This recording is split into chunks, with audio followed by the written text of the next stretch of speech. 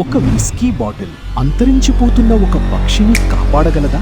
రాజస్థాన్ రాష్ట్ర పక్షి గోడావన్ great Indian bustard. ఒకప్పుడు ఇవి దేశమంతా స్వేచ్ఛగా తిరిగేవి. కానీ బ్రిటిష్ కాలంలో వీటిని వేటాడటం వల్ల, ఆ తర్వాత కరెంటు తీగలకు తగిలి చనిపోవడం వల్ల వీటి సంఖ్య దారుణంగా పడిపోయింది. ప్రస్తుతం ఇవి ప్రపంచంలోని అత్యంత ప్రమాదకర స్థితిలో ఉన్నాయి. వీటిని కాపాడటానికి రాజస్థాన్ ప్రభుత్వం ఎన్నో ప్రయత్నాలు చేసింది.